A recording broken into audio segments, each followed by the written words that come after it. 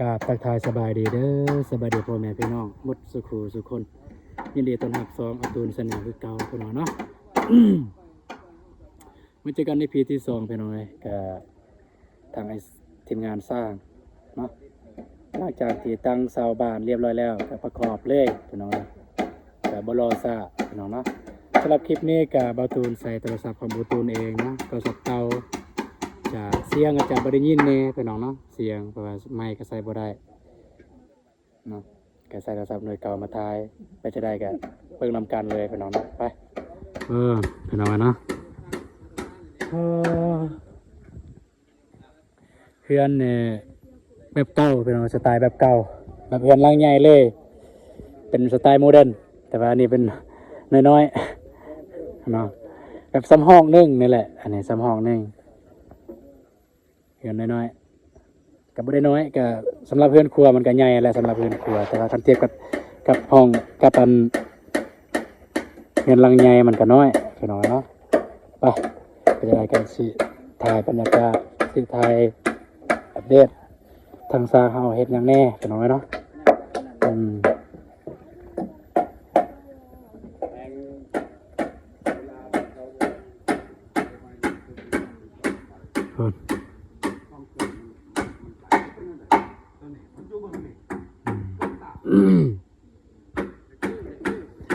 อยู่ในขั้นตอนการเฮ็ดห้างเพื่อใส่เส้นคางนี้พี่น้อง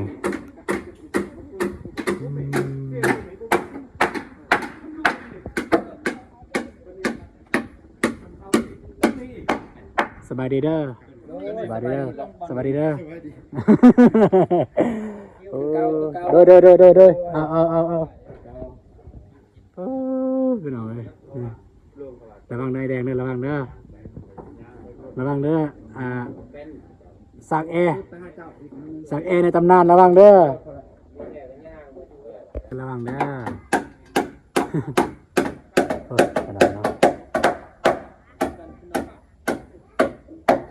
สบายดีเด้อ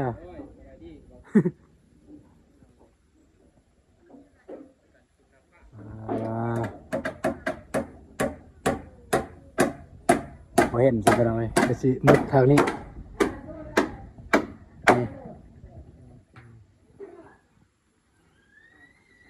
เสียงกะบ่ได้ยินปานใดเด้อพี่น้องเด้อ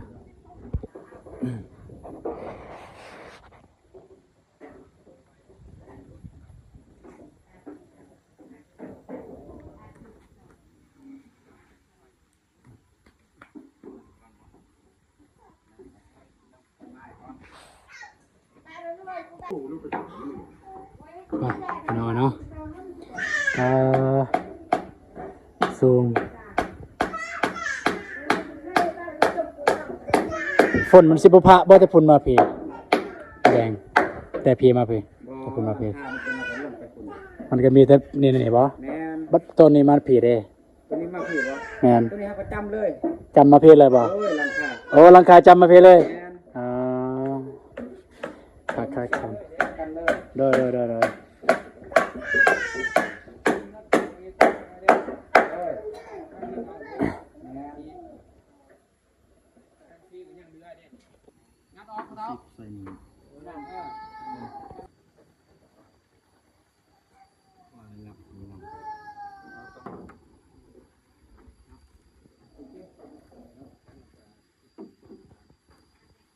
พูดบรรยากาศไปน้องเอ้ยเห็นนะออกมาพี่กับกลางตรงไห้ตรงนาเลยพี่น้องนะมันก็คักแล้วนะนี่เพื่อนจนแนมเห็นก่อนนะลกก้าเดี๋ยวสิซุ่มให้เบิ่งสุดแล้วสำเนียงสบายดีเด้อไป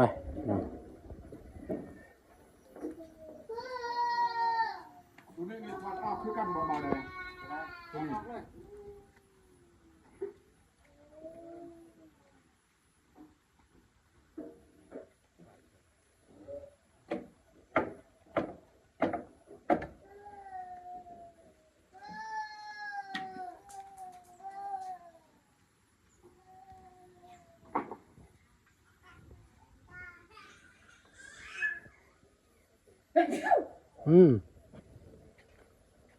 สากแอร์บ่ได้อาบน้ำบ่จัก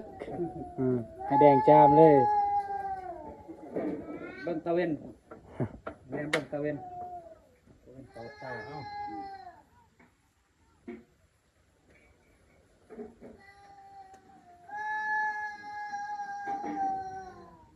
ทำบ่มันดู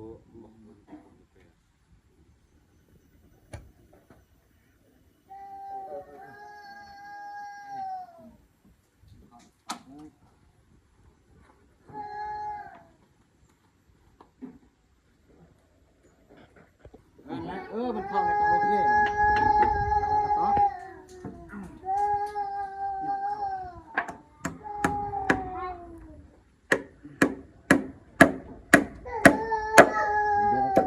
ไปใส่กระคักแป๊บค่อย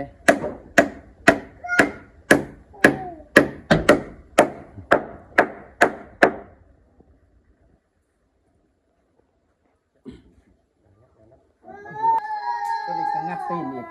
งัดเข้ามาเอาลงไปงัดเลย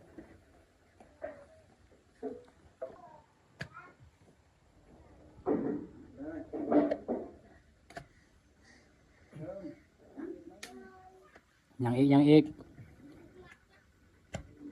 ไปอีก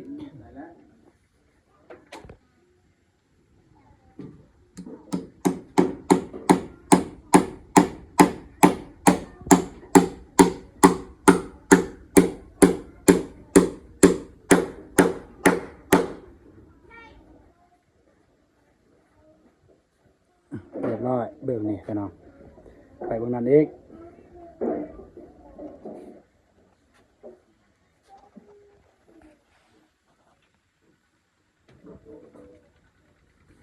ระวังเด้อระวังเด้อ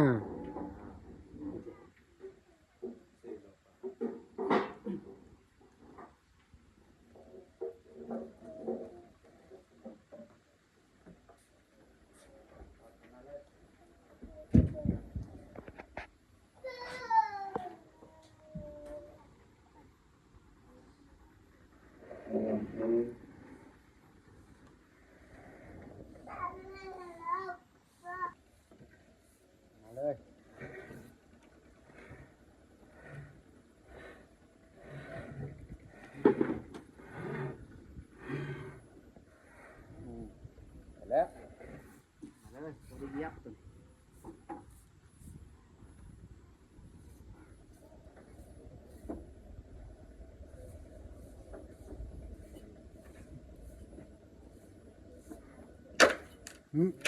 เอ้าโอ้แพงแท้ ตอกตัวนี้ตำโพดเลย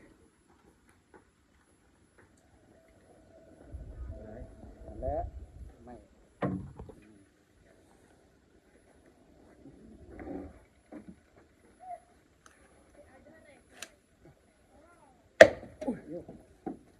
มันข้างเข้ามา อย่าลืมเอาตะปูออกเด้อเด็กน้อยเหยียบเด้อ เห็นบ่บ่ตัวนี้แหละไปไม้แล้ว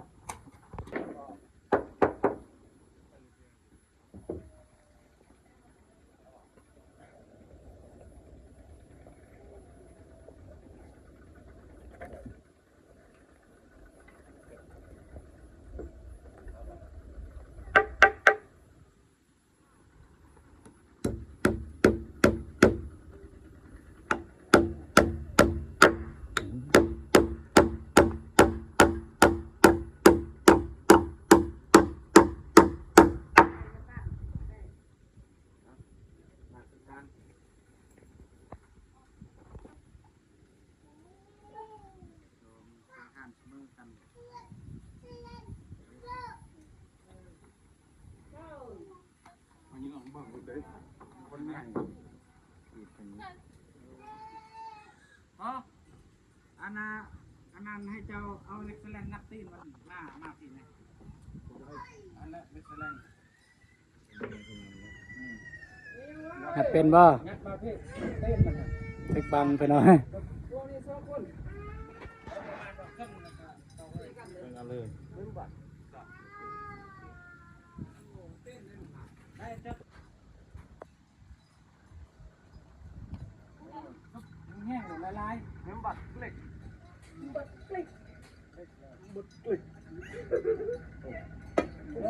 ทางนี้อีกฮะเนี่ยผมว่ามันใช่ขนาดนั้นเป็นทางนี้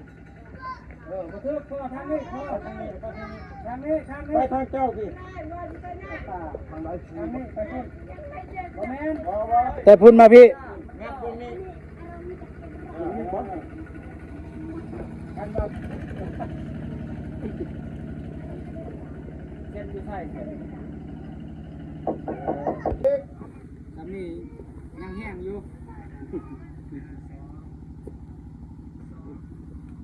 เยิ้มไปเลยหักลาย แห้งเนาะ พอหรือเปล่า เครื่องอะไรบ่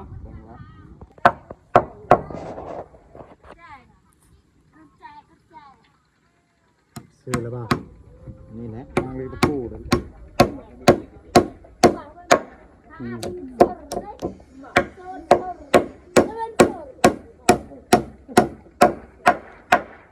มีเคสร้างแอร์แต่ว่าไม่เฮ็ดเฮือนพี่น้องเนาะ ไปเบิ่งพุ่นอีก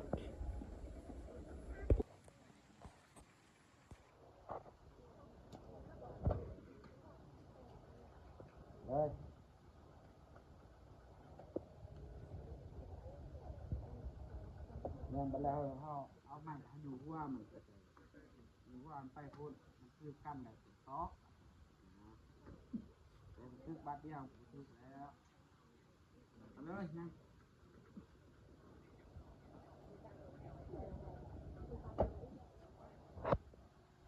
ทำกันก็นี้ตั้งกินซาวมันถูกเลยได้หรือเปล่าเลย แล้วก็เราคอนตก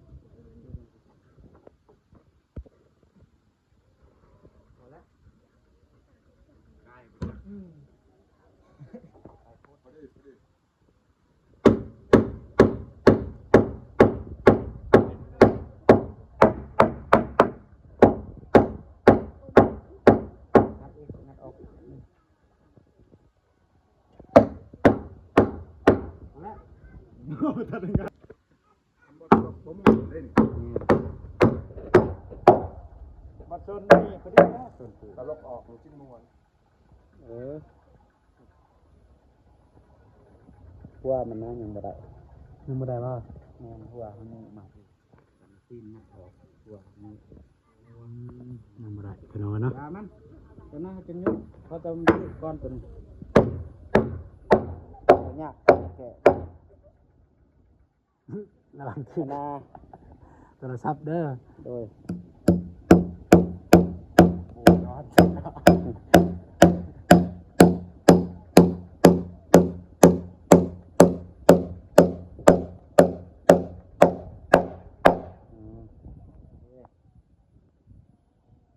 ปเรียบร้อยพี่น้องเอ้ยติดตั้งอันนั้นเส้นเรียบร้อยมีแต่ปรับบาดนี้ โยหัว ปรับขนาดปรับองศามันให้มันเสมอกันบาดนี้เนาะหลังจากปรับองศาเรียบร้อยแล้วแล้วก็ตอกตะปูซ้ำบาดนี้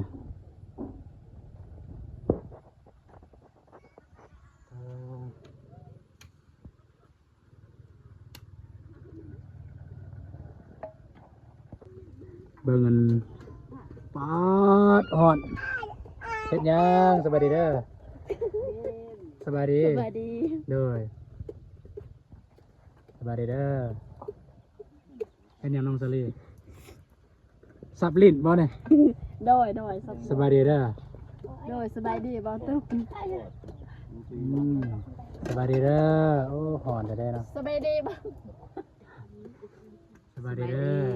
เด้อเฮ็ดหยังเฮ็ดกินบ่ โดย เฮ็ดหยังแน่เมนูหยังแน่ ไปจักสิเว้าเอาดันเซนหมูกับผักห่อ เป็นกระแสบแท้โอ้ยหอนเด้อออกไปนอกก่อนเด้ยหอนหอนเว้ยพี่น้องเอ้ยอยู่ในกระต๊อบกันเฮ็ดกินเฮ็ดอยากฮอดควันเต็มอะยะเลยปูมีทาง4 สาว3 สาว หอนเฮ็ดกินให้สร้างแล้วก็เฮ็ดกินให้อันมาปู วกที่มาซอยย้อนเฮือนน้องซาลีพี่น้องเนาะโอเคตอนนี้ก็กำลังปรับปนาเสาให้มันซื้อก่อน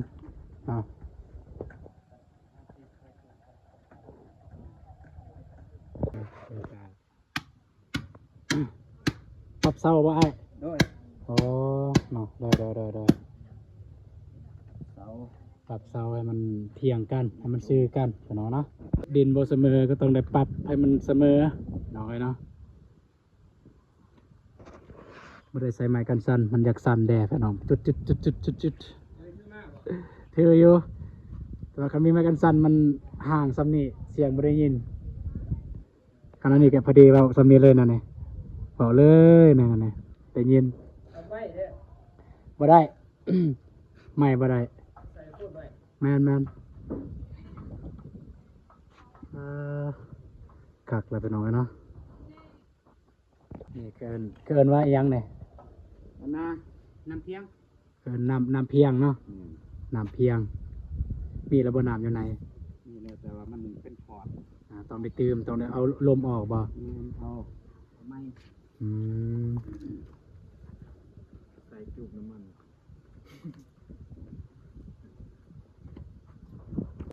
ชื่อว่าอันนั้นจะเปะใส่ตีนเสาตัวนั้นเด้อจับเทียกกันเด้อเบื้องหน้ามันนะเฟรตัวยันมันคุมมึงเย็นไม่ได้กด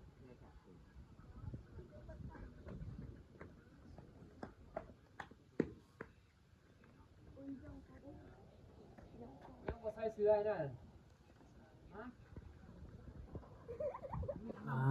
พี่น้องเนาะไปแมนกันแท็ก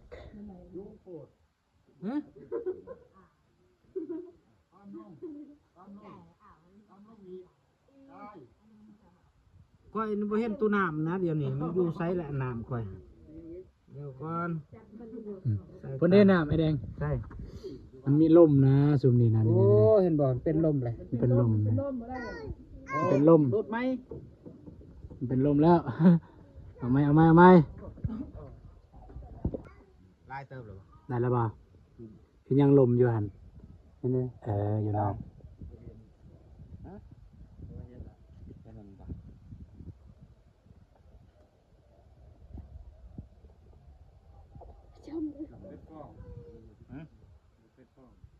บ่แต่ได้เห็นเลยแปะรถสูงนี่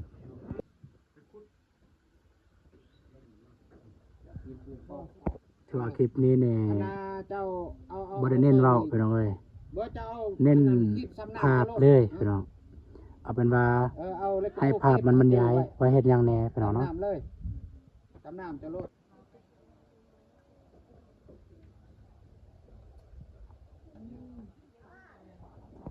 พอดีบ่ตำน้ำจะหันเลยจำได้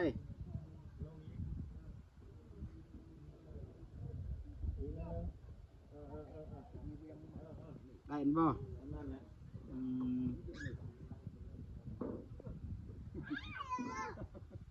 เดี๋ยวครึ่งเลยเนาะ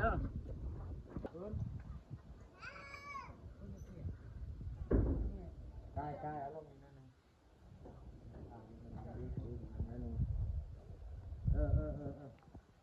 นั่นแหละ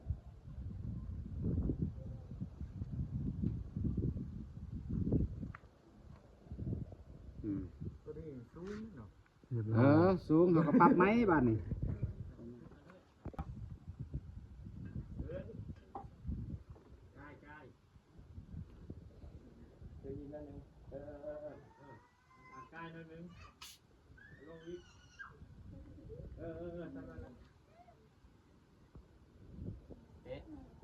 เป๊ะบัด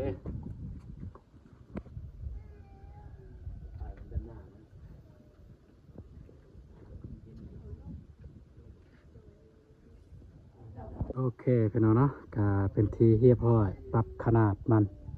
ปรับปนาคุมสูงคุมต่ำก็เรียบร้อยพี่น้องเนาะ เนาะก็เป็นที่พอแล้วพี่น้องเนาะก็ปรับอันเสาเรือนครัวน้องสลีเรียบร้อยแล้วทางสร้างเขาเฮ็ดกันเรียบร้อยแล้วแต่ว่าเพิ่นจะเฮ็ดอันใดต่อไปก็สิได้อัปเดตให้เบิ่งเรื่อยๆพี่น้องเนาะเอาสำหรับคลิปนี้เบาตูนก็สิขอจบคลิปเพียงเท่านี้พี่น้องเนาะแต่ว่าเจอกันในคลิปต่อไปคลิปนี้เบาตูนขอกล่าวคำว่าสบายดีเด้อไปแล้วพี่น้อง